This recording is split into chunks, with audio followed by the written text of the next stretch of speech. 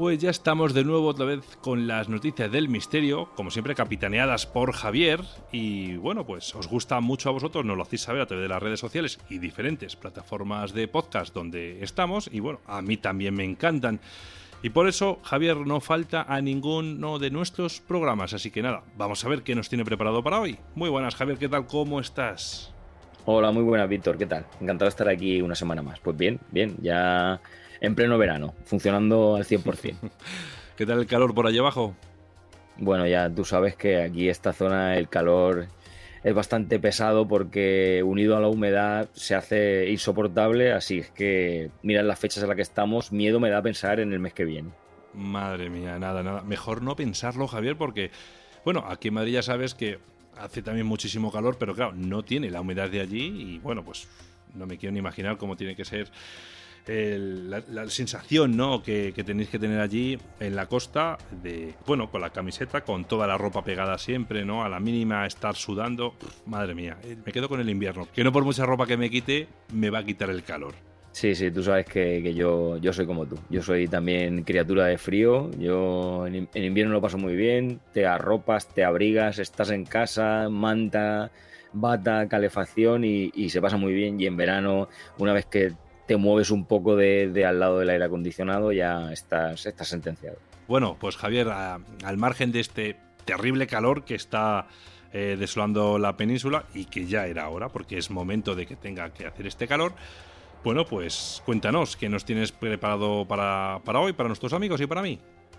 Sí, mira, vamos a hablar un poquito de esa misión, ¿no? Que, digamos, podría plantearse, ¿no? ¿Cómo sería una misión de 30 días en Marte? Que es lo que va a suceder en esa próxima misión cuando el ser humano llegue a Marte. Y ya de paso, pues traigo una pequeña anécdota que nuestros oyentes también podrán probar, y es cómo sonará nuestra voz en Marte, porque nuestra voz no va a sonar como suena aquí, Víctor. Ahí hay unas condiciones especiales en las cuales influyen mucho tipo de cosas y nuestra voz seguramente sonará bastante diferente, y aunque sea un anexo a la noticia de esos 30 días en Marte, pues me ha parecido curioso también comentarlo en el programa.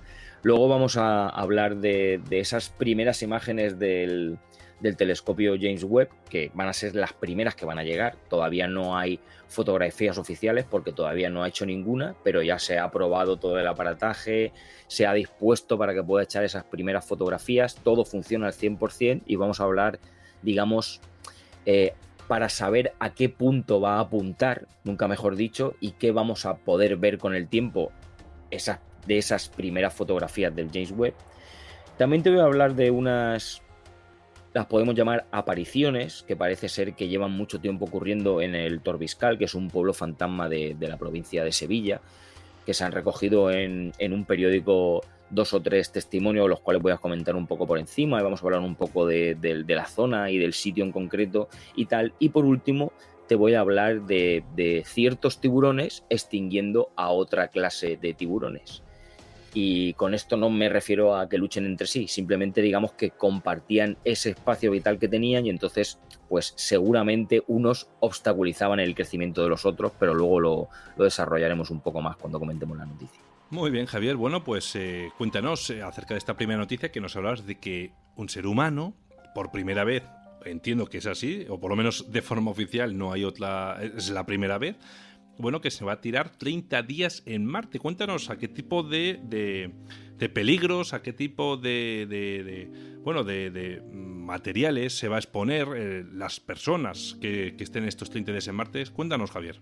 Pues sí, como ya hemos hablado muchas veces de Marte, pero aún así tenemos que seguir recordando, Víctor, que Marte es una gran incógnita hasta hoy y desde hace mucho tiempo, porque hoy en día todavía guarda muchos secretos que no han sido descubiertos. Así que es por eso que la Administración Nacional de Aeronáutica y el Espacio ha informado que entre esos próximos objetivos que tiene es realizar esa misión tripulada en la superficie del planeta rojo, ¿vale? Eso no es nada nuevo, lo hemos comentado en otros programas también. Pero la NASA ahora ha publicado un borrador, digamos, por decirlo de alguna forma, en el que va a describir cómo podría suceder esa misión de 30 días en Marte, el cual tienen el plan de llevar, como bien has dicho al principio, humanos a Marte a finales de la década de 2030 o principios de la década de 2040. esas fechas todavía nos bailan, no tienen una fecha en concreto. De acuerdo con Kurt Vogel, que es el director de arquitecturas espaciales de la NASA, esta misión a Marte va a involucrar a 4 tripulantes, 2 que deberán permanecer en órbita, mientras otros 2 que serán los que visiten la superficie del planeta. Convertir esta misión en realidad, porque como ya te he dicho ahora mismo es un boceto, hay que decir, Víctor, que va a ser todo un desafío, porque por el momento el tiempo de viaje de ida y vuelta sigue siendo alrededor de 500 días, que esa es la distancia que hay entre la Tierra y Marte, 500 días de viaje. La Agencia Espacial Estadounidense explicó que para alcanzar la órbita de Marte con un cohete espacial van a necesitar, como ya te he comentado, esos 4 astronautas y 2 que van a ir a la superficie del planeta durante todo un mes, mientras que los otros 2 van a permanecer durante todo ese mes en órbita. Dado el problema de la gravedad, que es un gran problema, la NASA sugiere que las tripulaciones van a tener que vivir en un rover presurizado durante su misión, que les va a proporcionar alojamiento sobre todo y que les va a permitir realizar esas tareas científicas de las cuales estarán encargados. Además, la NASA también espera coger todo lo que vamos a aprender de la próxima exploración, que ya no nos va a quedar muy lejos, de la Luna, y poder aplicarlo mientras pasemos ese tiempo en la superficie de Marte. El plan de la misión, digamos, se podría encontrar en esas primeras etapas, esa fase beta, ¿no? Y seguro que cambiará considerablemente con el tiempo, pero lo primero es la preparación de ese lanzamiento de la misión de ese Artemis 1. Además, Vogel y todo el equipo, en un estudio que ha salido recientemente, que es el que nos explica esta misión, han llegado a la conclusión de que digamos, pueden llegar a tener hasta 2 configuraciones de misiones, por decirlo de alguna forma, ¿no? Una de corta y otra de larga distancia. En el caso de la corta, porque están viendo a ver cómo pueden rebajar esos 500 días de misión, pues parece ser que en esos 500 días de viaje, parece ser que en la corta todo esto implicaría un viaje de ida de unos 217 días, estar 30 días en el planeta y 403 días más para regresar a la Tierra. Si sacamos cuentas, Víctor, esto nos da un total de 650 días, ¿no? Poco más de 1 año y 9 meses. Y por otro lado estaría la de larga distancia, con la cual se necesitarían 210 días de viaje inicial, 496 días en Marte, que es la otra opción en vez de 30 días, y luego 210 días para poder regresar. Esto nos da 916 días de misión, o dicho de otra forma, 2 años y medio para estar un tiempo bastante considerable en Marte y regresar a la Tierra. Así que solo nos queda esperar cuál va a ser ese tipo de misión que van a escoger, si la de corta o la de larga distancia, y ver cómo no, qué se van a encontrar allí estos astronautas y cómo se vuelve a repetir la historia de esos astronautas, que algunos de ellos van a pisar el planeta y otros pues solamente lo van a ver de lejos.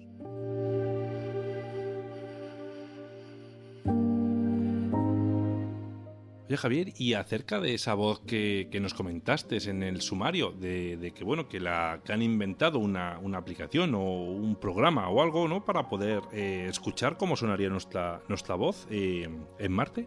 Pues sí, mira, de acuerdo con la NASA, Víctor, en el planeta rojo no solo existe una velocidad de sonido, como ocurre aquí en la Tierra, ¿no? Digamos que para comprender cómo la velocidad del sonido y esas características atmosféricas de Marte afectan a nuestra voz, como bien has dicho, la NASA ha creado una herramienta que nos permite grabar nuestra voz y escucharnos cómo sonaríamos si estuviéramos en Marte, que es una especie de gracia, ¿no? Digamos que esta herramienta ha sido elaborada con los datos que fue recopilando el rover, el Perseverance, de la misión de Mars, ¿no?, 2020, con esos 2 micrófonos con los que era equipado y que por primera vez ayudó a registrar los sonidos de este planeta, ¿no?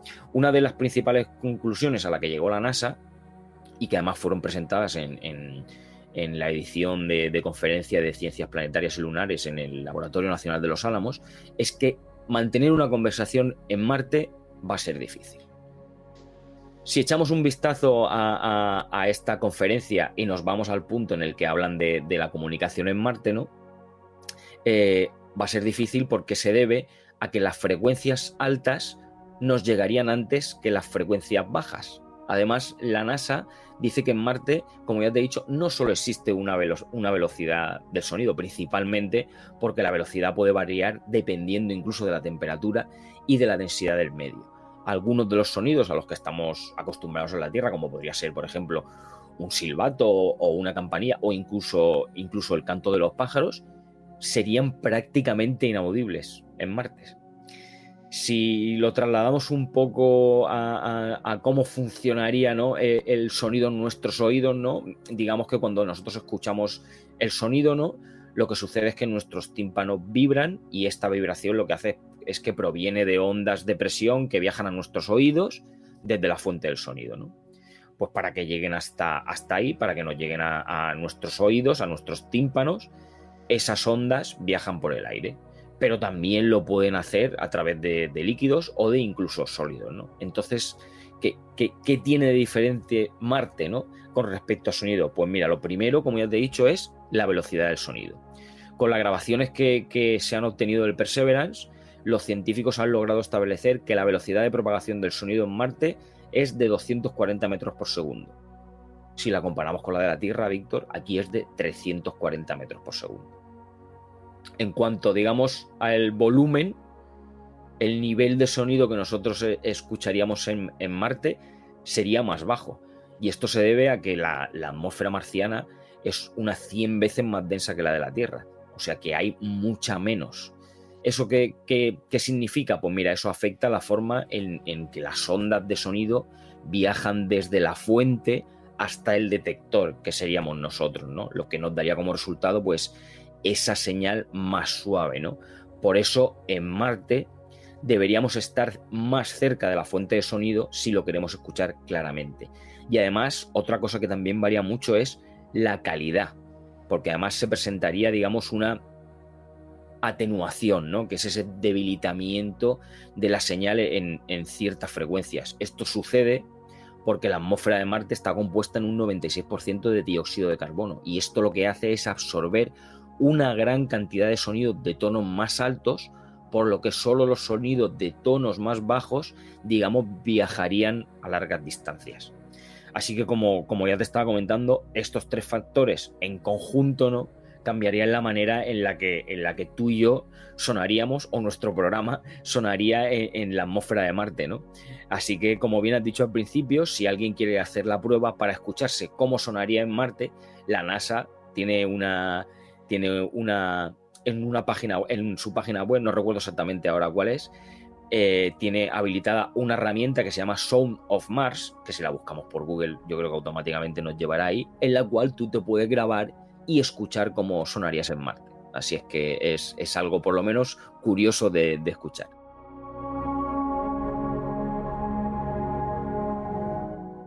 Bueno, pues seguimos para la segunda noticia con el espacio. Y bueno, pues nos vas a hablar de ese telescopio que ya hemos tratado en anteriores programas, del telescopio James Webb, el telescopio espacial.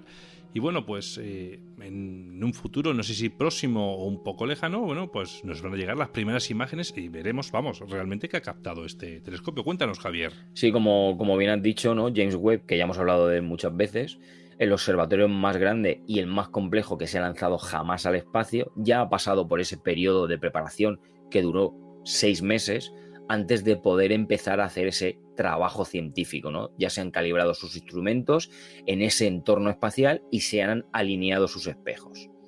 Este cuidadoso proceso, Víctor, sin mencionar, yo creo que no hace falta los años de desarrollo de todas esas nuevas tecnologías que lleva implementadas y aparte la planificación de la misión, la cuestión es que al final ha ido evolucionando hasta que nos vaya a dar esas primeras imágenes y esos primeros datos, ¿no?, que ya van a ser una demostración del James Webb a su plena capacidad y listo para comenzar esa misión científica y revelar ese universo infrarrojo que solo él nos va a poder enseñar. Además, incluso ha sido debate, Víctor, decidir lo que el James Webb debía mirar primero. De hecho, ha sido un proyecto de más de 5 años de desarrollo y que ha sido llevado a cabo por una asociación internacional que está formada por la NASA, la ESA, ¿no?, que es la Agencia Espacial Europea, la Agencia Espacial Canadiense y el Instituto de Ciencias del Telescopio Espacial, que está en Baltimore. Y hablando de Baltimore, que este es el último, digamos, hogar de todo ese trabajo científico y las operaciones de la misión del James Webb. Todos estos equipos de trabajo procedieron a seguir una lista de objetivos que han sido como preseleccionados y que tienen su jerarquía, ¿no? Y que ha sido organizado por un comité internacional. Además, el equipo de producción, los que reciban esos datos, ¿no? Esas imágenes de los científicos que operan los instrumentos del James Webb, son los que van a procesar todas esas imágenes para los astrónomos y obviamente para el público, ¿no? Joseph de Pascal, que es el desarrollador principal de estas imágenes científicas, ¿no? Va a ser... él nos dijo que si bien no la cuidadosa planificación de las primeras imágenes a todo color del James Webb ha estado en marcha, digamos, durante mucho tiempo, el telescopio, Víctor, en sí es tan poderoso que es difícil predecir incluso exactamente cómo se van a ver esas primeras imágenes, ¿no? Por supuesto, ya hay cosas que los científicos han anticipado, ¿no? Y que esperan ver, pero realmente con este nuevo telescopio y con esos nuevos datos infrarrojos de alta resolución, simplemente ni siquiera ellos, que llevan tantos años preparando la misión, saben hasta dónde van a poder ver. Así es que me pasa como a ti, Víctor. No creo que nos lleve años. De hecho, yo creo que a lo largo de este año ya tendremos alguna de esas primeras imágenes, pero me pica mucho la curiosidad saber hasta dónde puede ver este ojo gigante que lleva la mejor lente, lleva las mejores gafas del mundo y nos va a enseñar algo del universo que hasta ahora no podíamos ver.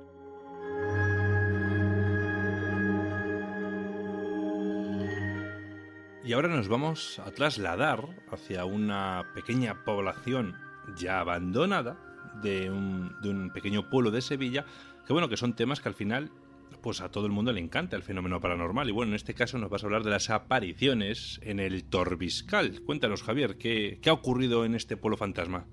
Pues sí, mira, para situarnos un poco, el Torbiscal, como bien has dicho, es un antiguo poblado, ¿no? Que pertenece al término municipal de Utrera, de provincia de Sevilla, y que está situado junto a una carretera. De hecho, junto a la carretera N4, que es la carretera nacional número 4 de la zona. Además, esa popularidad que tiene no llega solamente a, digamos, los alrededores que hay en el pueblo, sino que parece ser que atrae cada año a numerosos, como bien has dicho, amantes y expertos de todo lo que viene siendo el fenómeno paranormal, porque parece ser que este poblado que está levantado en mitad del campo tiene continuamente esos sucesos de esos supuestos fenómenos paranormales, ¿no? De hecho, es conocida por gente de la zona como la aldea fantasma, y esa historia comienza con numerosos expertos que aseguran que hay diversas presencias y que siguen apareciéndose en este poblado, ¿no? El Torbiscal, digamos que podría consistir en una especie de cortijo, pero que es enorme, porque parece ser que tiene alrededor de 2.800 hectáreas, y cuya construcción, según el tipo de arquitectura, data de los años 50, cuando se transformó la zona, ¿no? Para fomentar el regadío. Hay varios espacios reservados, tiene ganadería, tiene cuadras, tiene graneros, y más o menos se estima que en ese poblado llegaron a vivir cerca de 500 personas. Pero vamos a lo mollar, ¿no? Son muchos los testimonios que aseguran haber visto, sobre todo, a una joven paseando tranquilamente por la entrada del Torbiscal. Y para que la gente nos entienda, Víctor, podría ser una especie de chica de la curva, ¿no? Pero paseando tranquilamente por la entrada del pueblo. Según cuentan en el medio Utrera Digital, son muchos los que aseguran que la realidad supera la leyenda, como podría ser el caso de uno de los testigos, que es Javier Marín, que él contaba que fueron a jugar a Airsoft, no sé si calificarlo deporte o hobby, ya sabes, esas pistolas de aire comprimido, pintura y a pegarse tiros y a marcarse con bolas de colores, con esas pinturas de colores, ¿no? Pues que fueron a jugar a Airsoft, buscando esos sitios nuevos donde poder hacer estas batallas, ¿no? Se hicieron dos grupos, como suele pasar en este tipo de actividades, y empezaron a jugar. nuestro protagonista, que es Javier Marín, dice que se quedó parapetado en una de las casas, ¿no? Y que cuando pasaron unos minutos comenzó a sentir, ¿no?, un olor muy agradable. Entonces giró la cabeza y vio pasar a una chica con un vestido claro que pasaba como si nada por enfrente suyo, como si allí no hubiera nadie jugando ningún tipo de juego. Además, no se escuchaba nada. Él dice que estaba todo en silencio, pero en un silencio tan sórdido que le pareció ya de entrada un poco raro. Y además tengo que decir, Víctor, que este silencio parece ser, por lo que cuentan otros testimonios y por lo que he podido leer de varios investigadores que se han acercado por la zona, este silencio suele ser el primer paso que da lugar a esas ciertas experiencias que, digamos, pueden escapar fuera de la lógica humana, ¿no? Porque también se han recogido diversas psicofonías donde una voz instaba a los visitantes a marcharse o a salir del sitio, aunque también hay quien asegura que se escucha el sonido de una campana que podría ser, siempre según las noticias, una que antaño coronaba el campanario que hoy en día ya no existe, ¿no? Además, también tenemos otros dos testigos, que son Francisco J. Fernández y Elena Marín, que describen cómo les llamaba mucho la atención que era como si hubiese habido en el lugar una evacuación de repente y hubieran quedado las cosas a medio recoger, porque parece ser que dentro de las casas todavía quedan algunos enseres. Esta pareja cogió la calle, ¿no?, la calle ancha del pueblo, que está a la derecha de una iglesia, y comenzaron a caminar en aquel momento sería como, digamos, la calle principal, aunque hoy en día ya sabes tú que la naturaleza en estos sitios reclama su espacio y hoy en día pues ya es un camino lleno de hierba alta, ¿no?, que ya sale desde la mismísima carretera, ¿no? Además, ellos dicen que era bastante más sobrecogedor de lo que habían escuchado en algunos programas de radio, pero que estaban bastante lejos de quedar impresionados o intimidados por ello.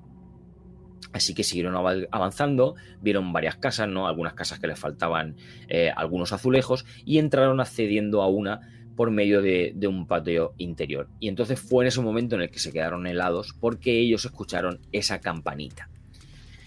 De hecho, ellos creen que era imposible que estuviera sonando, porque allí no había nada que pudiera originar ese sonido.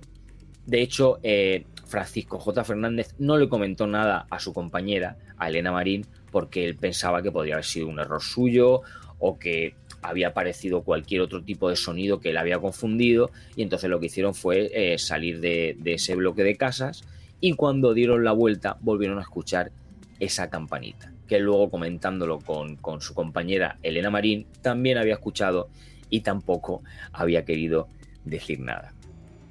Tenemos algunos otros testigos, ¿no?, que nos cuentan que ya esto ya sin nombre, que nos cuentan, por ejemplo, que en la carretera que pasa a escasos 5 metros de la entrada del poblado volvieron a ver esa aparición de esa chica de la curva, ¿no? Y tengo que decir, Víctor, que además ese punto en concreto, digamos que la casi entrada, ¿no?, la carretera que pasa por delante del Torbiscal, está considerado uno de los puntos negros con más accidentes de la provincia.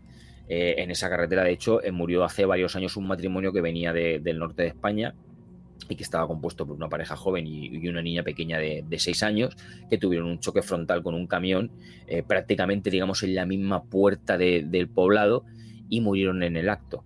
Y desde entonces, como ya te he dicho, no son pocos los vecinos camioneros y estos usuarios que van a investigar, ¿no?, por esa vía, los que dicen haber visto esa pequeña bestia de blanco deambulando por el arcén a altas horas de la madrugada, y que, como tú y yo sabemos, Víctor, cuando hay algunas zonas que son consideradas puntos negros por los accidentes que hay, siempre son más susceptibles de tener todo este tipo de apariciones o de fenómenos. Y bueno, es una zona que ya, como ya te he dicho, nos recoge los testimonios el periódico Utrera Digital, y que, bueno, si alguno de nuestros oyentes se aventura a pasarse por allí y luego nos quiere contar qué ha encontrado, qué ha visto, pues aquí estaremos para contarlo.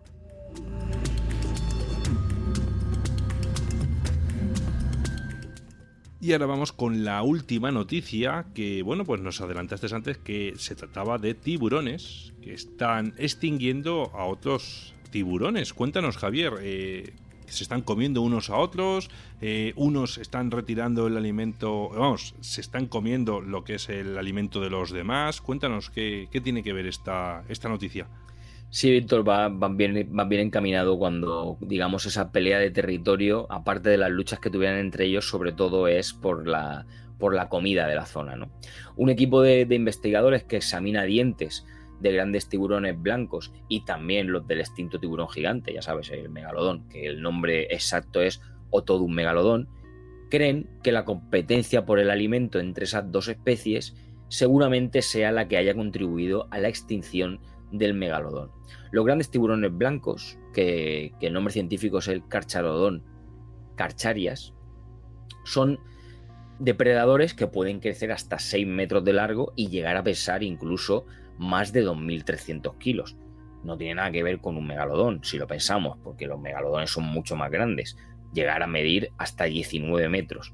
Pues bien, se extinguieron hace unos 3,6 millones de años, pero durante un tiempo, más exactamente en la época del Plioceno, estas dos especies coexistieron y, como era obvio, también compitieron. Y tengo que decir que compitieron para el disgusto del megalodón. Porque esa competencia, llamémosla dietética, entre los dos animales, como demuestran los niveles de zinc en los dientes, se describe en este nuevo estudio que ha sido publicado por Nature Communications. A diferencia de la evidencia del consumo de alimentos a corto plazo de un tiburón, esa señal de zinc en el esmalte dental apunta a ese hábito dietético, ¿no? A saber qué comían a lo largo de su vida, ¿no? ¿Qué pasa?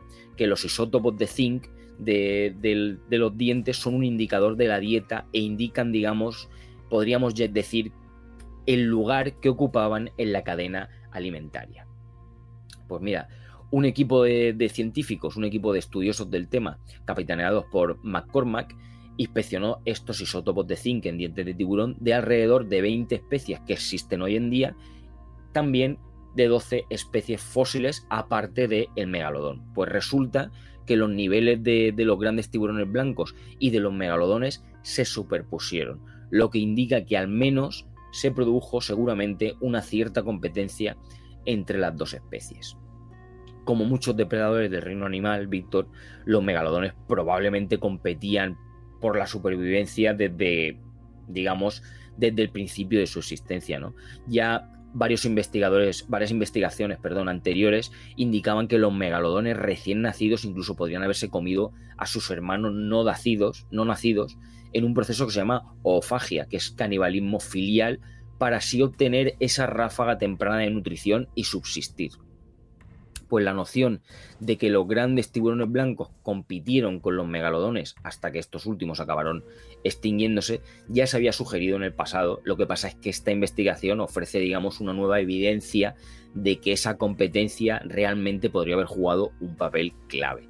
Los investigadores además notaron que la competencia no habría sido el único contribuyente a la extinción del megalodón. Obviamente, el cambio climático probablemente también jugó un papel junto, digamos, con el colapso de las poblaciones de la comida, ¿no? De las presas.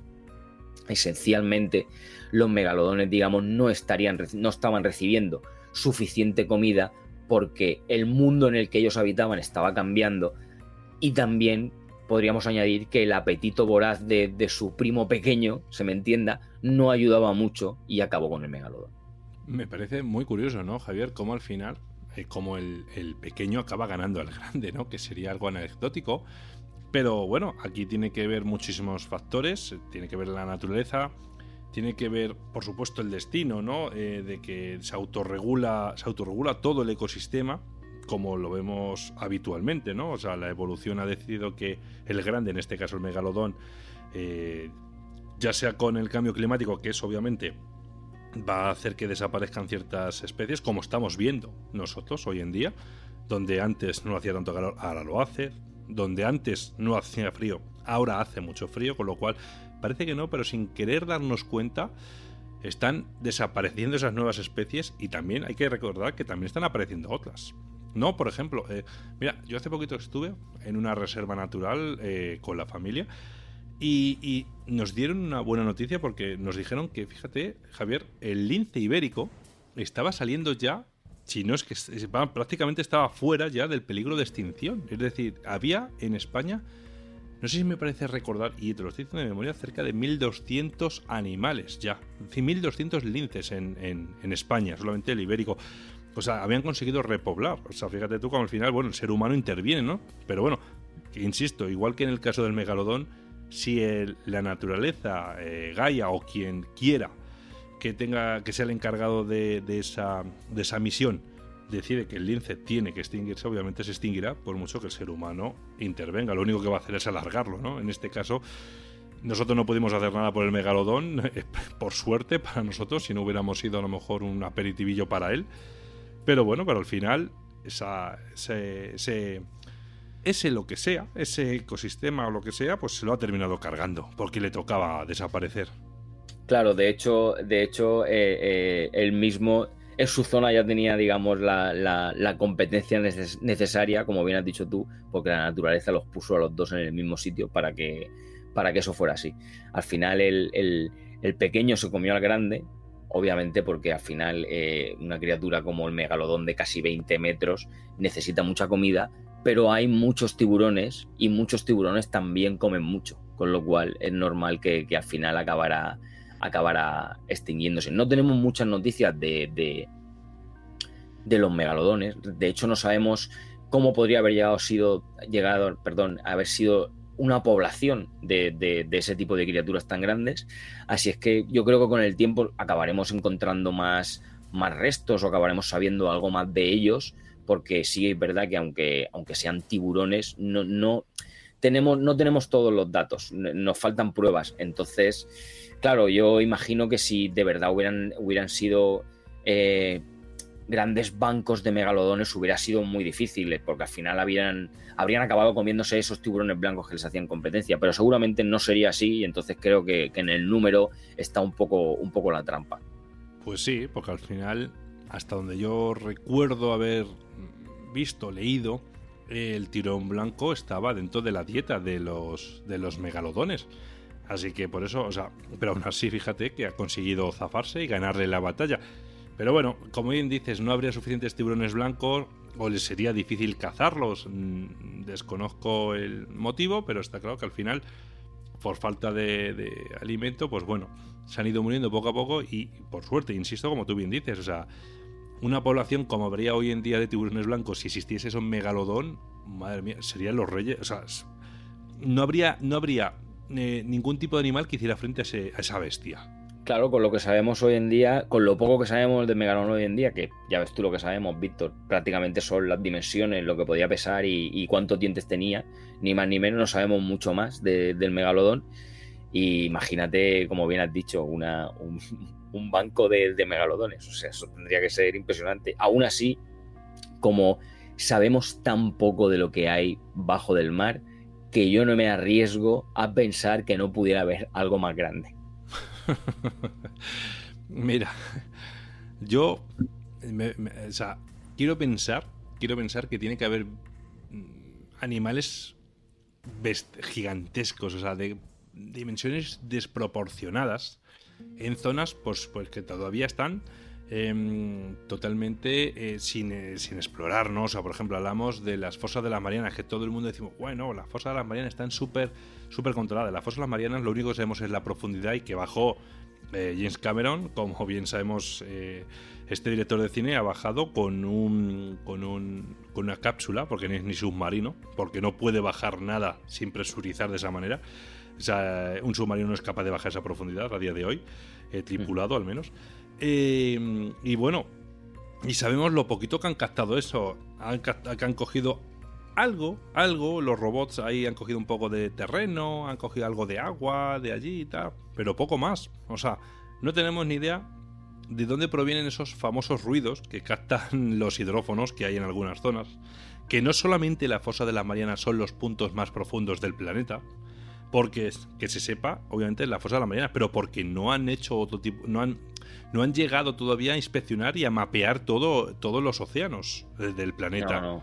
O sea, claro que no, hay muchos acantilados, muchas grutas subterráneas que no se puede ni siquiera saber hasta dónde llegan, y seguramente serán mucho más profundas que la fosa de las Marianas. Por supuesto, y a saber que hay, si hay algún, entiéndeme, no se me malinterprete con esto, ¿no? Pero imagínate que hay como otro mar o otro océano debajo del que hay, como tú bien dices, conectado a través de grutas, que no estamos hablando de historias que sí, civilizaciones subterráneas ni cosas de esas, sino, escucha, al final puede haber perfectamente otra cueva gigantesca, por decirlo de alguna manera, debajo de algún océano, que sea de dimensiones enormes, y estaríamos hablando que a lo mejor se han quedado atrapados ahí, como podemos ver en el lago Vostok, por ejemplo, que al fin y al cabo es un lago de agua dulce a 3 kilómetros de profundidad. Que dices tú, bueno, a 3 kilómetros, sí, pero mira, al final los cambios climáticos han hecho que ese lago quede totalmente aislado y ahí hay vida totalmente desconocida, o sea, que lleva aislada millones de años, o sea, es algo que para nosotros se ha desconocido, y si no les da por hacer ese tipo de prospección, ahí no lo encontraríamos. Y como eso, a 3 kilómetros de nada de profundidad, imaginaos lo que podemos encontrar en el océano, que como bien hemos dicho, ¿cuánto conocemos, Javier? Un 2, un 3, 4% como mucho de todo lo que puede haber en el océano. Conocemos menos del océano que del espacio. Y pues ya está, pues por eso te digo, o sea, que a saber qué habrá ahí abajo, madre mía, y a saber qué bichos habrá ahí abajo. Seguramente Julio Verne se quedaría corto. Seguramente si nos diera por darle un punto de realismo a esos dibujos que veíamos bueno, eso hoy en día ya es una realidad. Cuando veíamos ese dibujo de un pulpo o un calamar abrazándose a un barco, hoy en día ya tenemos pruebas de que eso es verdad. Perfectamente. Un pulpo no lo sé, ¿vale? Pero un kraken sí. Claro, sí. Me refiero a un kraken, un calamar. Realmente al final ellos verían lo que verían y ya le pondrían su punto de fantasía a la hora de dibujarlo o a la hora de terminar de imaginárselo, ¿no? Pero igual que pensábamos cuando veíamos el dibujo antes de que ya fuera más común encontrar esos calamares gigantes, pensábamos que esa gente estaba mal de la cabeza, pues tengo que recordarle a la gente que en esos dibujos también hay serpientes marinas bastante grandes. Bueno, Javier, y quien dude de estas criaturas, en Luarca había un museo, que era el Museo del Mar, que allí ya tenían un kraken de 15 metros metido en formol. Hoy en día ese museo no lo vais a poder encontrar porque, bueno, una riada se lo llevó, pero me consta que algo están haciendo, que lo están reconstruyendo o lo van a llevar a otro sitio. Cuando la última vez que estuve allí en esta población preciosa, por cierto, de Asturias, pues algo me contaron de que iban a reanudar este proyecto, así que ya os digo que si tenéis algún tipo de duda, allí tenéis una recreación tenían una recreación en corcho, a escala real, y luego tenías al kraken allí metido en una probeta enorme, claro, pero allí estaba, así que nada. Pues Javier, como siempre, noticias súper interesantes, y bueno, pues nos dejas con ganas de más, así que estaremos expectantes a ver qué nos traes para el siguiente programa. Claro que sí, Víctor. Nada, la semana que viene estamos aquí otra vez en el próximo programa y más noticias interesantes. Muy bien, pues nada, hasta entonces cuídate y un abrazo. Un abrazo, amigo.